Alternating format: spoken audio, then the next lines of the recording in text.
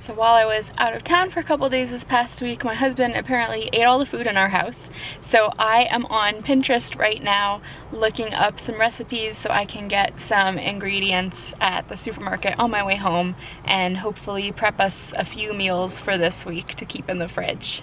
So if you ever see me doing any kind of cooking video and you hear this clanking sound in the background, I know it was in the beginning of my how to make sugar-free keto gummies video. This is what that's all about. Okay, so I'm gonna be prepping 4 different things. I will be making some sugar-free Jello keto gummies. I will be making cauliflower mac and cheese, or cauliflower loaded mac and cheese potato kind of thing. I don't know, it'll have bacon and scallions and cheese in it. I will be making asparagus soup, which I actually meant to do last week, so hopefully my asparagus that I have is still good to use. And I'll be doing these ham and egg cups. So here I'm chopping the asparagus and some of the other ingredients for the asparagus soup. It also involved chopped onions, and I added some minced garlic as well.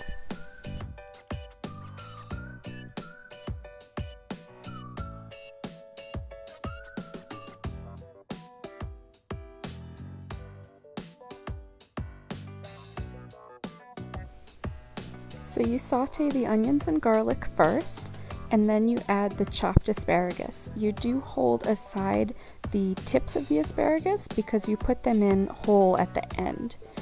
So once you have your onions, garlic, and asparagus nicely sauteed, then you add broth, water, seasonings, and you let that boil and simmer for about 10 minutes.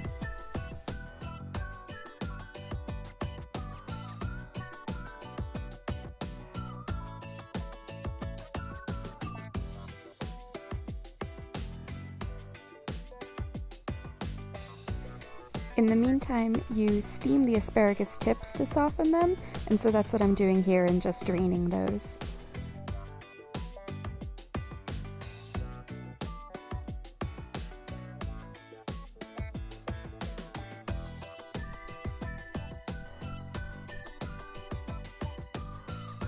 The very last thing you add is some fresh parsley, and also you saw a little kitty visitor. Now comes one of my favorite parts, and that's using the immersion blender to blend up the asparagus and seasoning and onions and make it a nice creamy soup.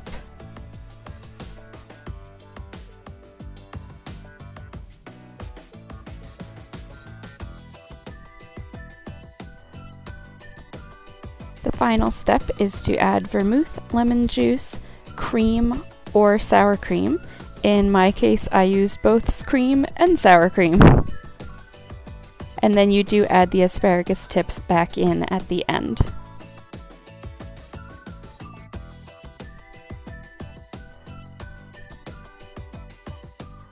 So I just used a whisk to get everything nicely blended at the end.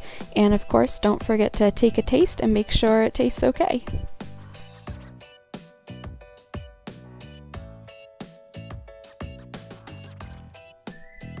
So the next thing I'm working on is slicing up the ham for the ham and egg cups. This would be a great recipe if you have leftover Easter ham or ham for any holiday or dinner.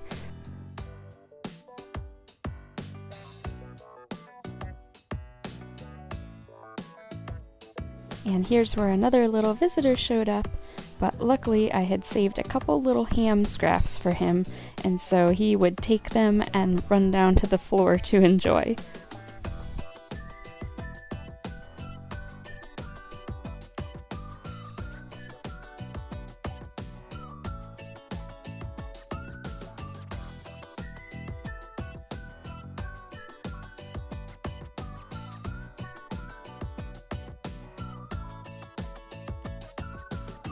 So instead of making these in 6 individual ramekins, I actually used a 12-cup muffin pan, and that means that the ham and tomato mixture was split between the 12 cups, and then I put 1 egg in each cup and seasoned them and added cream. So I got one batch of Jell-O gummies done. I want to make one more, and then I have 2 of my meals finished. So I have the asparagus soup, which looks amazing, and I have the ham and egg cups, which I modified just slightly. You're supposed to make them in ramekins, which are a little bit larger, so you end up with 6 of them. I instead made them in a muffin tin, so I have 12, and they're probably a little bit smaller quantity of ham and tomato in each one, but there will be still 1 egg per cup, so I think those will make good kind of grab and go breakfast. And then my last thing I'm going to make here is the Just Like Loaded baked potato casserole, which we have had before and love it, and it really does taste just like loaded baked potatoes. I'll tell you, one of the easiest things for me about the keto diet is you're not gonna miss potatoes or chips or things, because those are just vehicles for the dips and toppings, and those are still good. So go ahead and eat the bacon and cheese. You can have it on something else other than potatoes.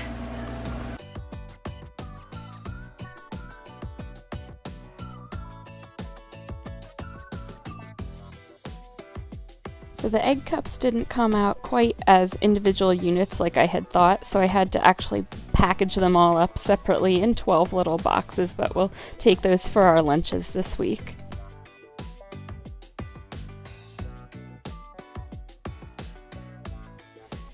And now in the meantime, I've prepared my cauliflower and the cheese sauce. I added a little more cheese on top. You cover it with foil, and then you bake that for about 25 minutes. And then you uncover it and just let the top get nicely browned at the end.